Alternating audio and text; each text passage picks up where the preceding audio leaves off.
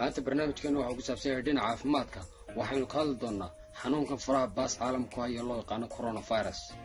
coronavirus oo loo soo gaabiyo COV waa qoys ballaadhan oo virus ka mid ah wuxuuna keenaa cudurro aad u tiro badan kuwaasoo ku bilowda sida hargabka ugu dambayna noqda cudur aad u daran noocyada coronavirus qaarkood waa halis qiyaastii 858 qof ayaa u dhintay cudurka loo yaqaano Middle East Respiratory Syndrome loona soo gaabiyo MERS-CoV waxaana sababa nooc ka mid ah coronavirus kaasoo markii ugu horeysay sanadkii 2012 ka soo muuqday dalka Sacuudiga kadibna waxa lagu arkay dalal kale oo ku yaala bariga dhexe Afrika, Aasiya iyo Yurub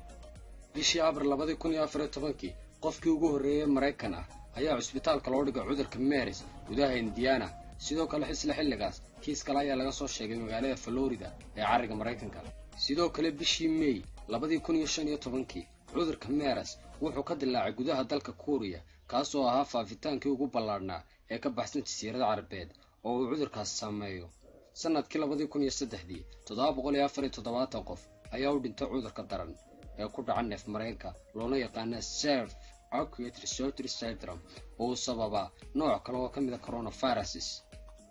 laga soo bilaabo sanadkii 2015 ma jiraan warbixino dheeri ah oo la xiriira kiiska cudurka SARS laakiin horaantii 2020 kadib markii bishii December 2019 uu ka dilaacay Shiinaha cudur cusub oo aan hor loo arkin baaritaano joogta dadaal dheer ah kadib ururka caafimaadka adduunka ee WHO wuxuu aqoonsaday nooc cusub oo ka mid ah qoyska coronavirus waxaana loo aqoonsaday magaca 2019 novel coronavirus cudurrada coronavirus waa zoonotic disease oo macnaheedu yahay waa cudur ay isku gudbiyaan xoolaha xayawaanka iyo dadka baaritaan iyo cilmi baaris ayaa khubarada caafimaad ku ogaadeen in SARS-CoV asal ahaan laga soo gudbiyay bisadaha gurjoogta kaasoo uu soo gudbiyay bini'aadamku sidoo kale cudurka MERS-CoV ayaa isaga la sheegay inuu bini'aadamka ugu soo gudbay geela sidoo kale waxa jira noocyo kale coronavirus ah kuwaasoo ku dhaca xayawaanada welina aan u soo gudbin ama aan laga helin bini'aadamka calaamadaha lagu yaqaano coronavirus astaamaha lagu yaqaano coronavirus waxaa ka mid ah astaamaha cudurrada neef-mareenka qandho qufac neefsashada oo gaaban ama neefta oo adkaata xaaladaha aadka u daran ee infekshankan wuxuu sababi karaa oof-wareen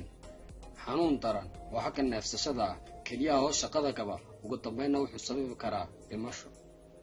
sidoo ku faafaa coronavirus baaritaanada ay sameeyeen howlwadeenada caafimaad ee ka howlan fayraskan ayaa sheegaya dadka ugu badan ee laga helay fayraskan inay la xiriiraan cuntooyin badda laga keeno oo loo yaqaan seafood iyo suuqa lagu iibiyo xoolaha nool waxaana howlwadeenadu soo jeediyeen in cudurkan uu ka yimaaday xayawaanka taba ha ahaatee cudurkan ayaa ah mid dadku ay isqaadsiin karaan qaab dheecaanka candhuufta ah xilliga qufaca iyo hindhisada yaa halis ugu jira coronavirus waxaa halis ugu jira qof kasta oo xiriir toos ah la sameeya bukaanka qaba cudurkan ama xambaarsan fayraska dadka ku nool goobaha laga helo fayraskan ama ka agdhow bukaanno la il daran xanuunkan dadka qaba ama u nugul cudurka ku dhaca habdhiska neef-mareenka dadka qaba cudurrada dabada dheeraada chronic disease sida cudurka macaanka cudurka sanbabaha ee dabada dheeraada chronic lung disease dadka kaliyaha ka jiran pre-expected cardiac failure iyo weliba dadka difaaca jirkoodu liito dadka da'da ah iyo carruurta yaryar ayaa laga yaabaa inay aad halis ugu jiraan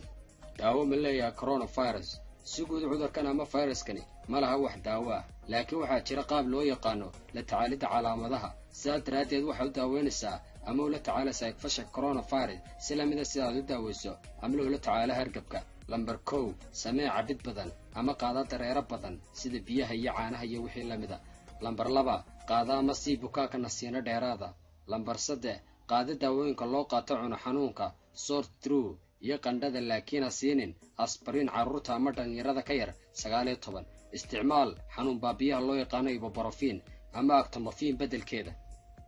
4 ku meydhashada qubayska biyaha qandhaca ama diirimaadka ayaa sidoo kale ka caawin kara fudeydinta xanuunkan cunaha iyo xoqitaanka